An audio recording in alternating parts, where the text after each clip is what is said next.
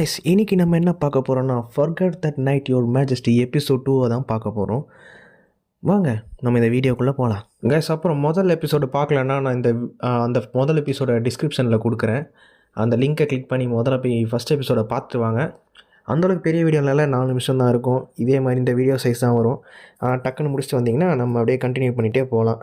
எல்லோரும் ஒன்றா பார்ப்போம். சரி, இந்த எபிசோடு ஆரம்பத்திலேயே போன எபிசோட் முடிவிலேருந்து ஆரம்பிக்கிறாங்க.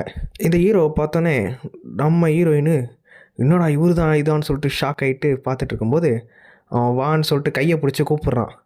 அப்போ என்ன பண்ணுறாங்க, ஹீரோ என்ன பண்ணுறாங்க, என் கையை யாருமே இது வரைக்கும் பிடிச்சதே இல்லை, என் வீட்டில் இருக்கும்போது எல்லோரும் என்னை வந்து வேர்த்லெஸ்ஸு நீ வாழ்கிறதே வேஸ்ட்டுன்னு சொல்லி என்னை திட்டிருந்தாங்க, ஆனால் நான் ஈவனோட ஒய்ஃப் ஆக போகிறேன் அப்படின்னு சொல்லிட்டு ரொம்ப சந்தோஷப்படுறாங்க. அதுக்கப்புறம் இவன் என்ன சொல்கிறான், ஒரு என்கேஜ்மெண்ட் ரிங்கை கொடுத்துட்டு நீ போட்டாலும் போடு போடலனாலும் போடாத, ஆனால் எல்லோரும் முன்னாடியும் வந்து போட்டு வை, உனக்கு வேணும்னா போட்டு வை அப்படின்னு சொல்லிட்டு அதுக்கப்புறம் உங்கள்கிட்ட நான் நைட்டு படுக்கிறதுக்கு எனக்கு இஷ்டமே இல்லை அப்படின்னு சொல்லிட்டான். அதை கேட்ட உடனே நம்ம ஹீரோயின் ஷாக் ஆகிட்டு என்னது அப்படியா விஷயம் அப்படி சொல்லிட்டு ஷாக் ஆகிட்டு கேட்டிருக்கும்போது ஆமாம் அதுதான் அப்படி சொல்லிட்டு விட்டான். அதுக்கப்புறம் இங்கே என்ன பண்ணுறாங்கன்னா ஒரு ஃப்ளாஷ்பேக் வருது. இந்த ஃபேமிலி வந்து அதாவது ஆர்மியிலே சரியான ஆர்மி, இவங்கக்கிட்ட இருக்க மேஜிக் பவர் எல்லாமே சரியான பவரு. அவங்க ஃபேமிலியே வந்து ஒரு கேர்ஸ்டுனால ஆயிருக்கு. என்ன கேர்ஸ்ன்னு கேட்டிங்கன்னா இவங்க வந்து 30 வயசுலேயே செத்துருவாங்க யார் கூடயாவது படுக்கலைன்னா. அதனால் அதுதான் அவங்களோட மெயின் ப்ராப்ளம்.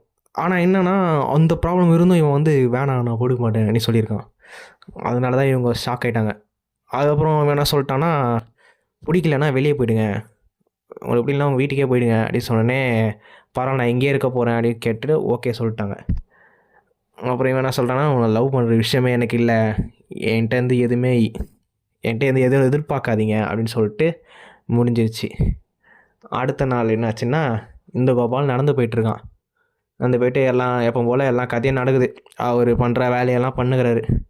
அப்புறம் கொஞ்சம் நேரம் கழித்து என்னை வந்து யூஸ்லெஸ்ன்னு சொல்லி வளர்த்தாங்க, ஆனால் எனக்கும் ஒரு யூஸ் இருக்குது, என்னென்னா உங்கள் வாழ்க்கையை என்னால் காப்பாற்ற முடியும், 30 வருஷத்துக்கு மேலே காப்பாற்ற முடியும், ஆனாலும் கூட நீங்கள் அதை வேணான்றீங்க அப்படி சொல்லிட்டு நினச்சிட்டு இருந்தாங்க.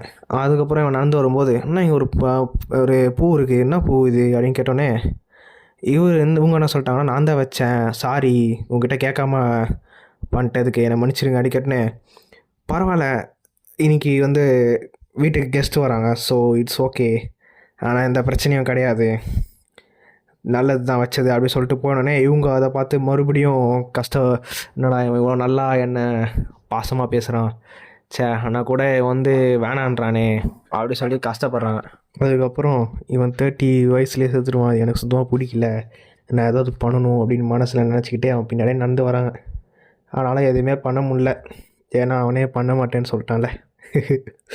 சரி, அதுக்கடுத்து என்னாச்சு, இங்கே இருக்க பெரிய ஆளுங்களாம் என்ன பேசுகிறாங்கன்னா, இப்போது இவன் 30 வயசில் காலி ஆகிட்டானா இந்த நேஷ்னலே காலி ஆகிடும், இந்த கண்ட்ரியே வேஸ்ட்டாக போயிடும், அதனால் ஏதாவது பண்ணணும்னு சொல்லிட்டு இவங்க மகாயிட்ட என்ன சொல்கிறாங்கன்னா, இதை நீங்கள் பண்ணியே ஆகணும், இப்போ நீங்கள் இன்றைக்கி பண்ணலைன்னா முடிஞ்சுது அப்படின்னு சொல்லிட்டோன்னே வேறு வழி இல்லாமல் அவன் கொடுக்குற டீயில் வந்து ஒரு மருந்தை கலக்கிட்டு அவனை குடிக்க வச்சிட்டாங்க. அந்த கோபாலும் மாட்டிக்கினான். அவ்வளோதான், அதை குடித்த உடனே அதுக்கப்புறம் அவங்க கட்டி பிடிச்சது தாங்க முடியாமல் நம்ம தலை என்ன பண்ணிட்டாருன்னா, எப்போவுமே பண்ணுற வேலையை ஆரம்பிச்சிட்டாரு அவரோட. அதாவது அதுக்கப்புறம் தாங்க முடியல, அதனால் முடிஞ்சது எல்லாமே சக்ஸஸ்ஃபுல்லாக நம்ம ஹீரோயின் வந்து ஜெயிச்சிட்டாங்க. அது முடிஞ்ச உடனே என்ன பண்ணுறாங்கன்னா, முதல்ல இந்த எபிசோடை முடிச்சிடுறாங்க. அவ்வளோதான் கைஸ், இந்த எபிசோட் இதோட முடிஞ்சது. அதுக்கடுத்து என்ன சீன் வரும் நம்மளுக்கு தெரியாது, நம்ம அடுத்து நீங்கள் தான் வெயிட் பண்ணி பார்க்கணும். அடுத்த எபிசோட் வந்துச்சு கைஸ், நான் வந்து முதல்லையே அடுத்த வீடியோ போடலான்னு ரெடியாக இருக்கேன். நீங்கள் வந்து டப்புன்னு நம்ம சேனலில் வந்து பாருங்கள். இப்போ இந்த வீடியோ பார்க்கும்போது கூட அடுத்த வீடியோ ரெடியாக இருக்கலாம், சொல்ல முடியாது. நான் ப்ளேலிஸ்ட்லேயே வச்சுருக்கேன், நீங்கள் அதையும் பார்த்துருங்க, அதுவும் லிங்க்கு டிஸ்கிரிப்ஷனில் இருக்குது. சரி கைஸ், அடுத்த வீடியோவில் உங்களை பார்க்கலாம். மீண்டும் சந்திக்கும் வரை எதுக்கு அந்த டைலாக் சொல்லிவிட்டு அடுத்த எபிசோடில் பார்ப்போம். Bye bye.